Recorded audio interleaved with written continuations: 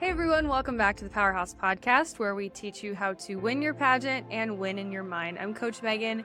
In this episode, we're going to be talking about 3 ways to stand out so your pageant judges not only notice you, but pick you as their winner. I think we have about 55 clients competing in like the next 30 days. It is crazy at the time of this recording. A lot of the USA and Miss America state pageants are aligning because the schedule's a little bit off this year. But regardless of whatever pageant you're competing in, we actually have a lot of Mrs. pageants going on right now as well. And then, of course, there's IJM, there's NAM, there's all these big things that happen later in the summer throughout and then getting into fall. So today I'm really excited to teach you the 3 ways to stand out. So I have a brand new, really exciting freebie for you guys at the end. So make sure that you watch all the way till the end to go ahead and grab that.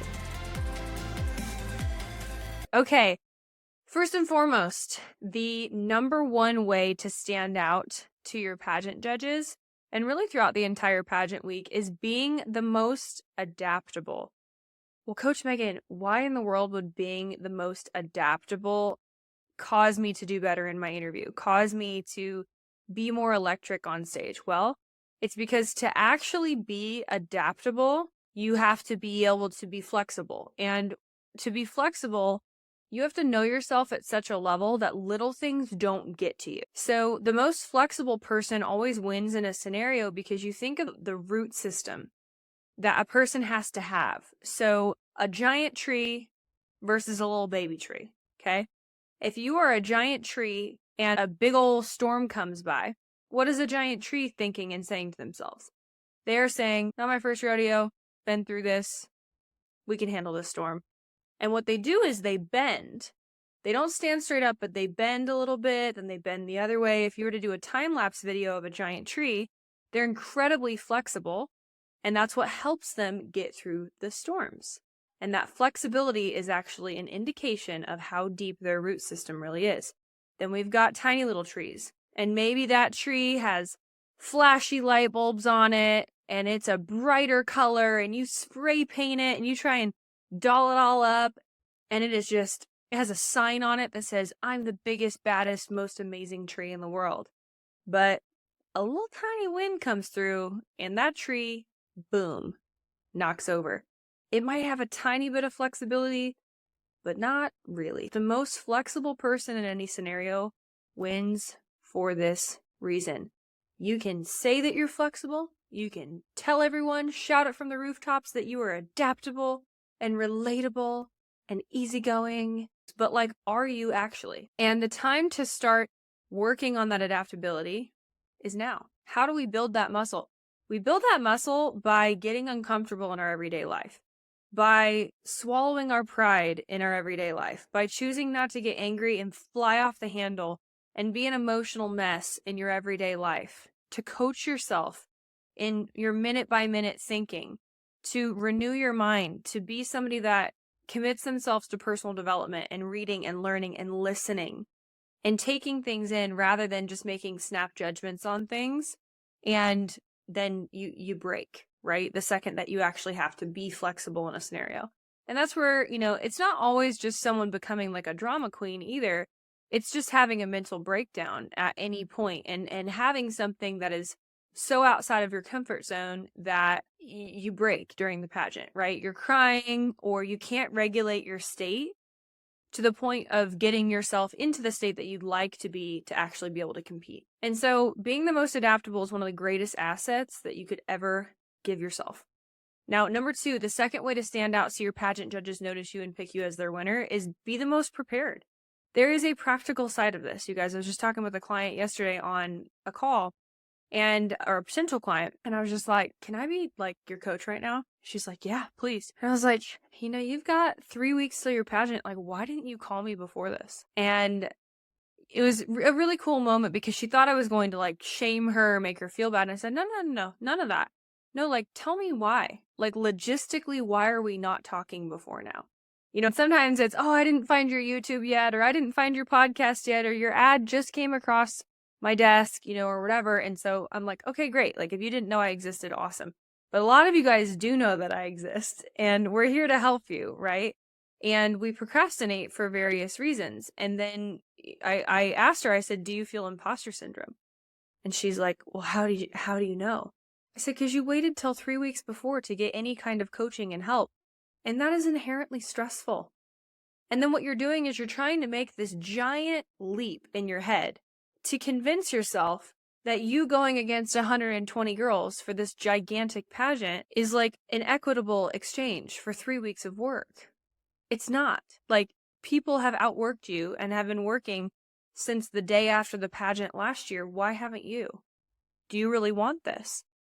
If you cannot step into reality with yourself in that way, acknowledging someone has worked harder or longer than you, or just what it really is, what the reality really is. Hey, you know what? I did kind of mail it in this year. Or you didn't, and you worked your butt off, and it's the exact opposite, right? But so often people ruin their own chances, and they actually self-sabotage massively because there's this trying to convince yourself, I'm worthy, I'm enough, I'm ready. I'm like, you're not ready. You're absolutely not ready. Like, if you were competing in Miss New York USA with 200 people, congratulations. 3 weeks of prep is not going to do it.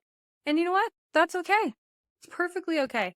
Maybe you could get away with that with a pageant with 4 people if you've got some natural talent. And that's cool. But we need to make sure that we're stepping into reality and being the most prepared, because that is 150% in your control. You can hire a coach. You can take yourself to the gym.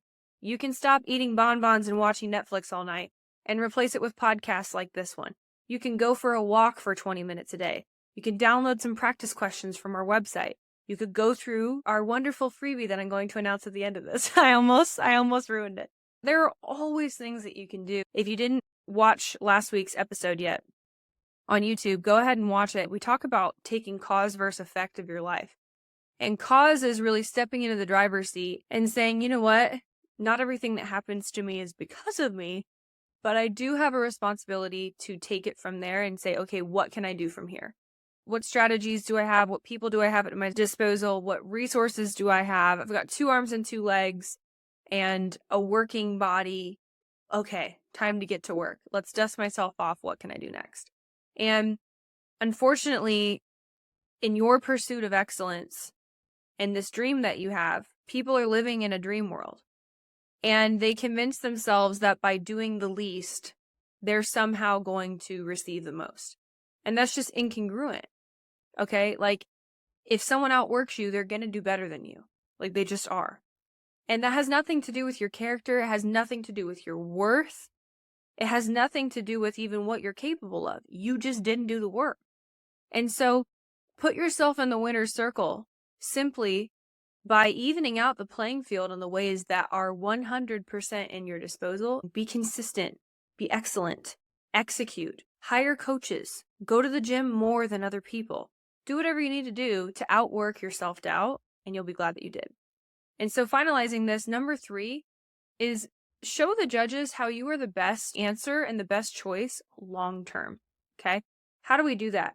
Some of that is through our paperwork. Okay, if you've had a platform for longer than 5 seconds and you're like, no, I've been working hard on this for the last 5 years or 3 years, or I've put in 10,000 hours in this thing. This journey started 10 years ago when this thing happened to me, and I turned this into kind of my message. Here's what I've done with it so far. I've reached X amount of schools. And then there are also character attribute parts of that too. It's not just giving someone a laundry list of your accomplishments, but what's the journey? What's the story? Who have you helped along the way? What's your overall message? What are some of the aha moments that you've learned along the way because you've actually tried hard things? Okay. And so many people try to scapegoat the process, and then they only show me the achievements, and it actually makes me not believe you.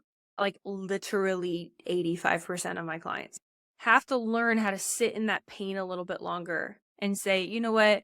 I was here and it felt like this and it sucked. And obviously don't use that language in your pageant interview, but hey, it felt like this and this was not fun. And here's how I felt in this place. And here are the actions I was contemplating that I wasn't very proud of at the moment. But then here, usually it's a guide. This is the hero story.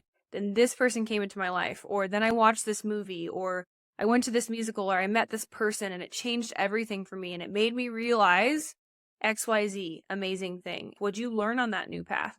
What inspired you to want to be a leader, to now lead other people through that same journey that you went through and that same transformation, right? Is taking people through that movie reel of your own life and not skipping the parts that were just a little bit vulnerable or a little bit hard, because that's what human beings actually connect with you on. And so landing the plane here, to make a judge pick you, you have to find that thing about you, that universal quality that people can latch onto. And so often people make this mistake by just giving them the ta-da, here's the end of the movie. And then if a judge does not personally connect with you on your exact platform, people connect over pain and over emotions. So if we don't allow them into that part of ourselves, it's going to be extremely hard for a judge to really get you or get how they could personally connect with you, because you're only giving them this extremely narrow margin and window of connecting with you about the American Heart Association or veterans, right? And so we need to figure out our broad appeal as a client or as a pageant competitor. And this will help you tremendously to score higher. And it's a huge reason why people hop on strategy calls with us, because they want to know how to fix that. And as soon as I say this, they're like, oh my gosh, that's totally what I'm doing wrong. Because there's this proving energy a lot of like your story or your platform. And I've got to get a judge to realize like how important this is. And how do I get them to realize? I'm like, you're not going to get them to do anything. Like, people are lazy. They don't want to move and they want you to spoon feed things to them, right? So we have to figure out how to make ourselves such a lay down sale, like make it such a no-brainer to them that they're like, oh, well, this is obviously the choice, right? And that comes down to being the most adaptable, the most prepared, and then showing them that you are the best choice long term. You are consistent. You're not going anywhere. You can prove your results, and you're stable as well as passionate and motivated. So with that, I want to teach you guys how you can excel this year and win your pageant. And so I'm so excited that we have come out with a brand new free course that you guys can download. You guys can go to the link in the description to get your hands on that. You'll just put your name and email in and we'll send it right over to you. It's full of hours of training from me personally, walking you guys through some of the most important parts of things, just like we're talking about today, that really will make a difference in increasing your point totals, helping you understand where you're missing it, because Lord knows in most pageants we do not get feedback, and also helping you take the practical next steps towards winning your pageant. And then, of course, at the end, we'll just go over a little bit in that course of if you guys believe it's the right time to start working with a coach and you like our vibe. What you see is what you get, you guys. Who we are on the other side of coaching is exactly what you're getting here when it comes to the podcast and YouTube and everything. So if you feel like we vibe and you want to learn how to take a next step when it comes to coaching, inside that course, it'll teach you exactly how you can do that. With that, you guys, that's all for this week. I'm so excited to help you guys win your next pageant and win in your mind. I'll see you next week.